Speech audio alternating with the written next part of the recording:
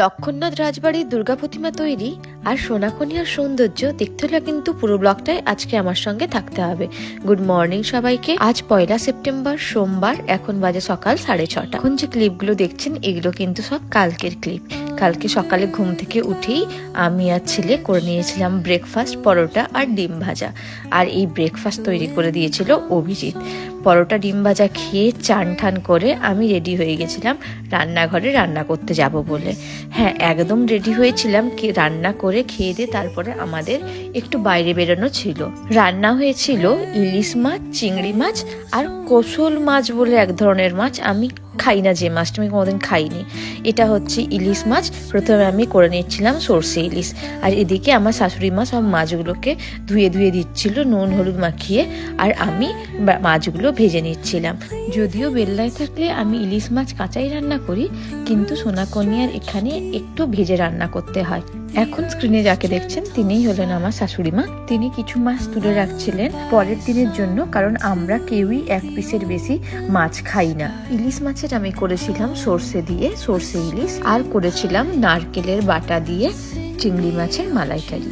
এই চিংড়ি মাছটা না আমার শাশুড়ি মা খেতে খুব ভালোবাসে, তাই প্রতি বুধবার হাট থেকে কোনো মাছ আসুক না আসুক চিংড়ি মাছটা কিন্তু আসবে। আপনাদের সঙ্গে কথা বলতে বলতে দেখুন আমার সর্ষে ইলিশ কিন্তু প্রায় রান্না কমপ্লিট।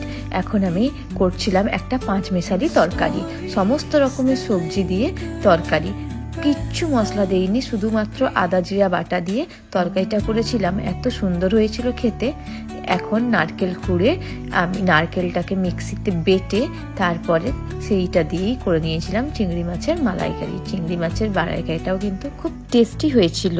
আপনারা কে কীরকম ভাবে চিংড়ি মাছের মালাইকারি রান্না করেন অবশ্যই কিন্তু কমেন্টে জানাবেন। আমি একটু রান্না করতে করতে মাঝখানে নুনটা চেক করে নিই কি নুনটা ঠিক আছে কিনা। আমার একটু নুনের দোষ আছে, মানে নুন কম বেশি হয়ে যায়। খাওয়া দাওয়া শেষ, এখন আমরা বসে ওয়েট করছিলাম বৃষ্টি কমার, কারণ হঠাৎ করে দেখি যে প্রচুর বৃষ্টি আসলো। দিয়ে বৃষ্টি কমতে দেখুন আকাশটা একদম চকচক করছে, রোদটাও একদম মেঘ ফাটা রোদ বেরিয়েছে। আমরা বেরিয়ে গেছিলাম নদীর পাড়ে। যাওয়ার কথা ছিল ভূষণ্ডেশ্বর বলে একটি জায়গাতে, কিন্তু যেহেতু বৃষ্টির জন্য দেরি হয়ে গেল তাই আর আজকে বেরালাম না। অভিজিৎ বলল চল তাহলে তোকে নদীর পাড় থেকেই ঘুরিয়ে নিয়ে আসি, আর ওখানেই তুই কিছু ক্লিপ নিয়ে নিস। সেই রকমই আমরা বেরিয়ে গেলাম নদীর পাড়। নদীর পাড় হয়ে লক্ষণনাথ রাজবাড়ি, ওখান থেকে গুরুদাসপুর ব্রিজ। চলুন আজকে আপনাদের দেখিয়ে আনি লক্ষণনাথ রাজবাড়ির দুর্গা প্রতিমা, মানে ওখানেই প্রতিমা তৈরি হয়। আর এই আমরা পৌঁছে গেছিলাম লক্ষণনাথ রাজবাড়ি। আপনারা যারা আমার ব্লগ প্রথম থেকেই ফলো করছেন তারা কিন্তু আগেও একবার আমার ব্লগে লক্ষণনাথ রাজবাড়ি দেখেছিলেন। এই হচ্ছে প্রতিমা তৈরি। দেখুন কত বড় প্রতিমা। আর আমি যখন যাই পুরো ফাঁকাই ছিল, আর কিছু লোকও এসে ভিডিও করছিল।